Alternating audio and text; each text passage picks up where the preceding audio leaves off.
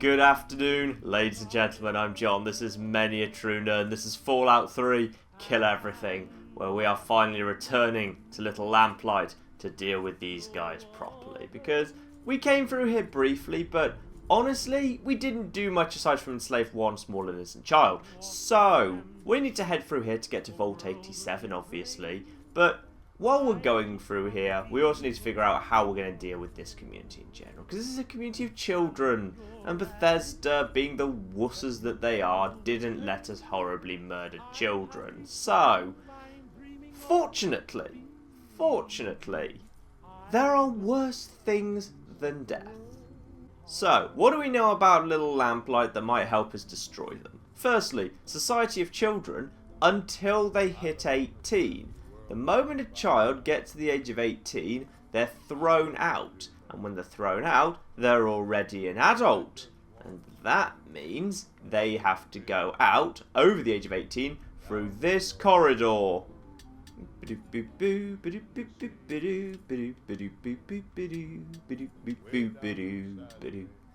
Okay, that will lead to them exploding. Right. That's the exit cut off. They're now trapped in here with me. Hello, small child. Whoa, are we letting Mungos in now? Didn't hear any shots, so I'm guessing you're not here to raid us. Guess again. Most of our food comes from fungus that grows in these caves. So, the water in this cave produces the fungus that they all need to survive. Okay. Alright, a Braxo cleaner. Box of detergent. And some turpentine. Oh, I'm swimming too. Right, that should have polluted their only water source. Good. Okay, kids. I know that you're a little bit upset about the fact I've taken your clean drinking water from you, but I've got something else to replace water and food. And that is cigarettes and drugs. That's right, cigarettes. Oh, wow, these kids are good. They know to say no to cigarettes and drugs. Okay, looks like it's going to take a little bit of work to secure the drug monopoly in this town. Let's just clear out their food. Okay, got the key. Ah, giant pile of money. And all the food. Good. Just make sure he can't make any more. Okay, Claire, here's the thing. This is now going to be a drug emporium, because addicted children are a really good repeat market. They're very good return customers. High lifetime value. Well, low lifetime value, really. Well, low lifetime, really. But, regardless, I'm not saying that I'm threatening you, but I am saying that this fridge did refuse to work with me. Okay, how are we feeling about the drug business? There we go. Cigarettes, psycho, buff out, more cigarettes, and booze. Eclair, I knew we'd see eye to eye, man. I knew we'd come to see eye to eye. Excellent. Alright, get your drugs. Get your drugs. First 5 doses are free. After that, we steadily ramp the price up. New marketing campaign. Drugs. Once you start, you won't be able to stop. Literally. We do, however, have one small problem with our new plan. Competition. There's another shop in town, and sometimes they sell food too. Time for the final nail in the coffin of American culture. We're taking out the free market. Right, let's get the good stuff. Purified water. Yeah, we don't want the... Oh yeah, we got to get all the water. Get all the water. We don't want anyone having any water or food. Yeah. Hey, I certainly wasn't just stealing all your stuff. You should mess with that. Shouldn't I? You just stand there looking that direction for a sec. There we go. Inventory open. Aha. Get all my money back. Now, water. Free supply of water. Problem. There we go. That should do very nicely. Hey, Knick-Knack. You know, it sure would be a shame if everyone just started stealing all your stuff. Yeah, that would be a terrible shame if everyone started doing that. Especially if they then started shooting you with it. Get out! Get out! Let's burn this place to the ground! Now, you may think everyone's immortal in this cave, but you'd be wrong. 'Cause the dogs aren't! Bad puppy. Bad puppy. Bad puppy. Right, let's go find the rest of the dogs. Oi. Puppy. Here, puppies. Come on, puppies. Nice thing about dogs is they will charge you. Sorry, Ginger. Sorry, Pete. Also, you hooligan. Oh, hello. More people. Hello. Now, I know what you're probably thinking. But, John, there's a medical lab. Some of these dogs could be taken there and maybe they could recover. Well, man, it sure would be a shame if someone had already come and stolen all your medical equipment. And then mined the entrance to the clinic. Oh, that would be a terrible tragedy. Oh, I think we found... Is that a dog? No, that's a child. Get out of my way. I'm trying to find dogs. Alright. I'm pretty sure I've got all the dogs at this point. Did that child just run into Murder Pass? Oh, I really hope she did. I think Princess just ran into Murder Pass to get away from me. And if that's how NPCs are now responding to me, I think I've won at Fallout 3. Get in there. Into Murder Pass you go. Oop, Super Mutant Masters. Deciding to amble over this way. Very clever idea, I'm sure. Let's give some of these new alien weapons their first go out here. Wow, insta-death. Nice. And Captain Sidearm. Wow. Okay, alien weapons. Bring them back to Earth. They're pretty damn powerful. Yep. Thanks to all this lovely modern alien weaponry, I think Murder Pass is quite nicely living up to its name. Keep out, not part of the tour. This looks like the right direction then. Nice thing about a giant line of super mutants though is I've got all these weapons that I've never really had to try out against anything particularly tough that I can actually try out. So someone mentioned to me the metal blast that I picked up in the pit is excellent. So I'm going to try that out. Hello.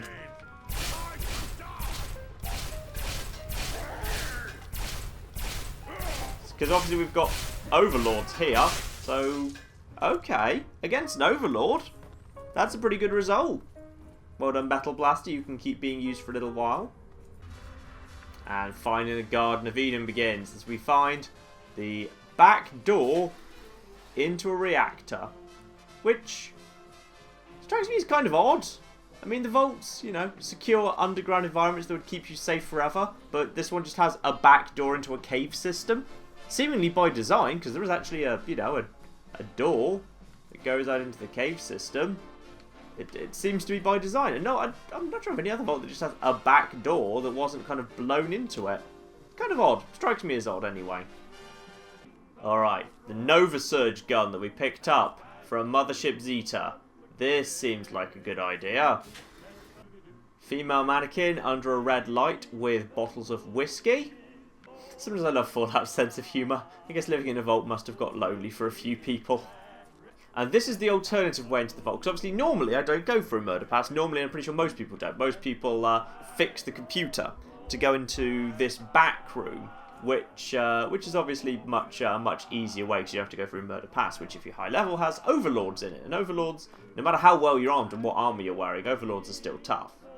And the reason I thoroughly recommend coming down here anyway is because it's got one of my favourite bits of storytelling in the whole of Fallout 3. Genuinely it does. So if you come this way, you find that this room belonged to a bloke called Peter Stevens, and he's got his journal here. And the story of this guy is, as you can see, his son has died, and his wife just sits in this sub-basement at the very bottom of the vault and stares out the window at a rock wall. And then you hear that, and then it seems like stays down here. Few points are corrupt, so we skip forward a bit because a few entries are corrupt, so you can't read them. And then we cut to him sometime in the future saying every time he's in the outer tunnels he can swear that he hears children's laughter, and the doctors think that he's going crazy. And of course the reason he hears laughter and children in the tunnels is because of the kids in Little Lamplight. And there's a really good audio log hidden in the shop. There's a door that leads to a vault, right here in the caverns. Every day we bang and bang, but they won't let us in. We can hear them in there. One time, a guy on the other side told us we were dead already. Fuck those grown-ups. Fuck them all. We don't need them ever again. So yeah, this guy, thinking that the children of Little Lamplight were just hallucinations in his mind that meant he was going crazy, and thus he told them to go away and that they were already dead, was pretty much what caused Lamplight to become a child-only society that's so suspicious of grown-ups. And it's a wonderful story, really kind of nicely told to my mind. So, yeah, I don't know. Favourite little bit of this mission to me. Anyway, that done, let's start heading upwards through the vault.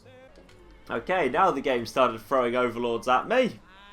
Alien blaster time. If we're going up against overlords, I'm bringing out the alien blaster. Let's get out the minigun and see if we can knock that gun out of his hands.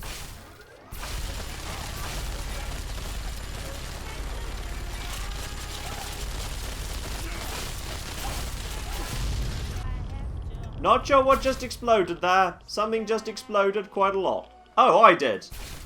Yes, that would be nuclear anomaly that just happened then. Right. Yeah, I'm not a fan of Super Mutant Overlords. I mean, I know they had to bring in new tougher enemies for high-level characters with Broken Steel coming into existence, but I don't know, I feel like these guys they're just basically just great big bullet sponges. It's not that fun. You know, I really quite like Vault 87, by the way. The thing I like about it is, unlike most other vaults where they kind of do the, oh, something went wrong, figure out the mystery thing. Vault 87, they just said, screw it. And it's just, everything's just a horror show. I don't know, I quite like it. I think it's well done.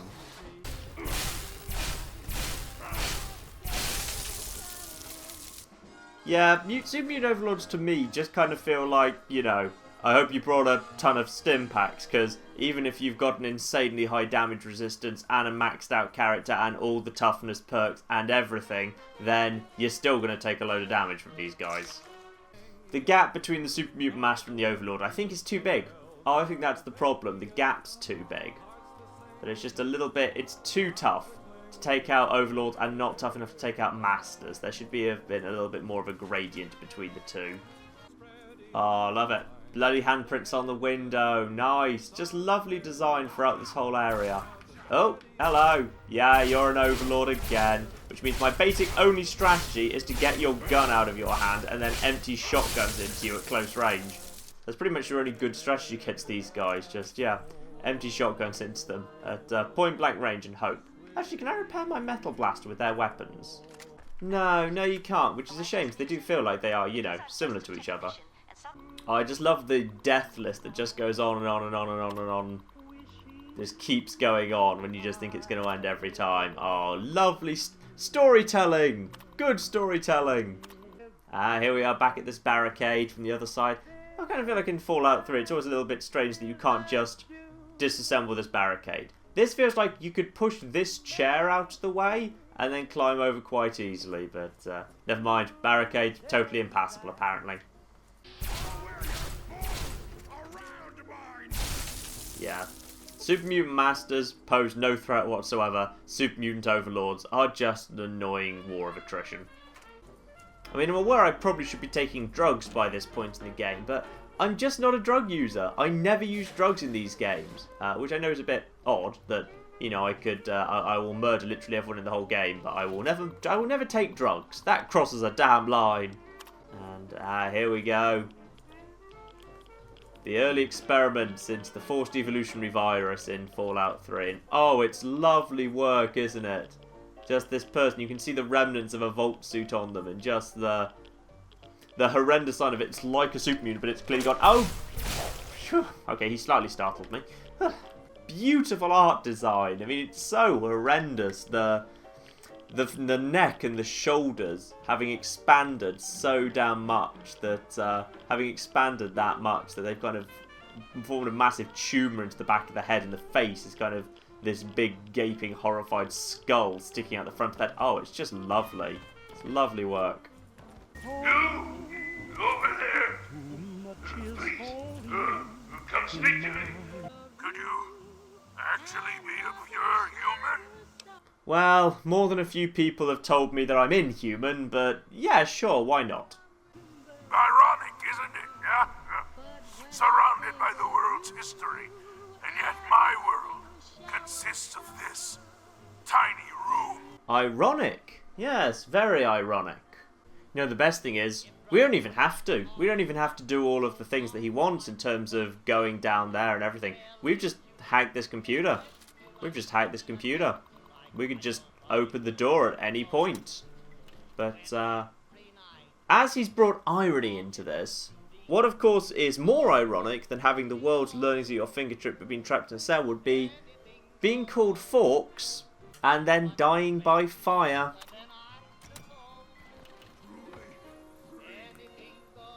Oh well, bye Fawkes. There we are, Fawkes' super sledge. That's worth having. It's a good weapon. Yep, Fawkes' super sledge, once repaired with the super sledges you can get from various creatures around the vault. 49 damage, pretty darn good. Ooh, also, lovely bit of storytelling I like. How they leave a gore bag right outside Fawkes' room, which I'd love to think is a subtle way of kind of saying like the super mutants knew he was different, that he wasn't like them. So they left a gore bag outside his room in the hope that they might kind of coax him into being a better super mutant. Oh, I don't know. I like to think that's what was going on there, and if so, it's a nice bit of storytelling.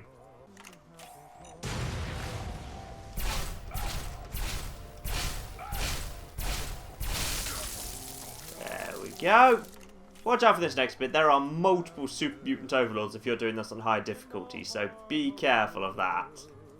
Yeah, super mutant overlords, to my mind, best thing you can do is just shoot the gun out of their hands and then just keep trying to stun them. So move your fire around so that you cripple one of their limbs, because when you cripple their limbs, obviously they do a little "I've just been crippled" animation. So you really want to kind of do that if you can. Ooh, shotgun shells. Take advantage of VATS too. I'm not sure exactly what the rules are, but you certainly take less damage in VATS than you do otherwise when you're being shot. I'm not sure quite how the rules of that work, but there is some sort of rule there. So that storeroom that you just saw me go up to in front of a second ago, go in there when you're here, because that's where all the radiation supplies are, including radiation suits and all sorts of other good stuff. And you want that, because this area, if you kind of don't remember off the top of your head, this area, yeah, obviously Fawkes can do this for you, but I've murdered him, so he can't. So, radiation suits, Rad-X, everything else that you can think of to help you here. And when you're ready, just run in and get ready to move damn quickly. The way that you want to go is through here. And there is a kind of, there are points of less radiation. Like, mysteriously, there's this point here at this door where there is mysteriously just no radiation. So you can have a pause if you need to right here. And then you just grab the Geck. You found the Garden Recreation Kit. What did you do? Pick up the Geck. Activate the Geck. How do you activate the Geck? I mean, the Geck will create a massive explosion, I would guess, right? Because it will just kind of try, yeah, okay, let's do that anyway. Boom. Are you sure you want to activate the Geck? Yes. The Geck will collapse all matter within its given radius and recombine to form a living, breathing, fertile, virgin landscape and allow life to continue. Oh, you said you want to do this. Yes!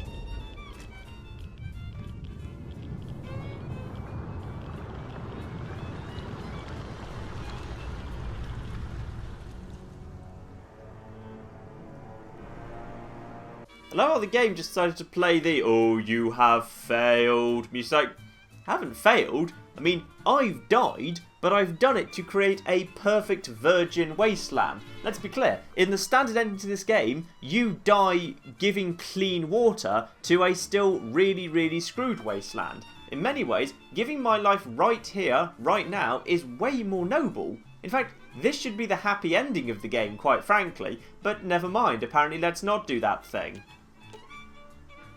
Pick up the Geck. Yep. And then just get out as soon as possible. Completed. Rescue Fawkes from the observation cells. I really didn't, game. I really damn didn't. And then get out. And by the way, just have a look around that way. There's nothing good around there. So there's no point going that way. Close this. Get my armour back on. Very nice indeed. There we are. Give myself a bit of quick shot of Radaway. And we are good. Because I've got high medicine and high endurance. So not so much of a problem. So we've got the Geck, and that means nothing else will possibly go wrong, and I will simply be able to run out of this vault without any trouble whatsoever. Is a thing that is not true. So yes, next time we will go down those stairs to that room that's completely empty and leave the vault and run into no trouble whatsoever. I'm lying, there will be trouble. So obviously, yes, next time we'll be having another little confrontation with the Enclave. But I don't want to do that right now. I think that's enough for one part. So yeah, next time we will be heading and meeting up with the Enclave again. But in the meantime, I've been John. This has been Many True Nerd. This has been Fallout 3. Kill everything. Thank you very much, and goodbye.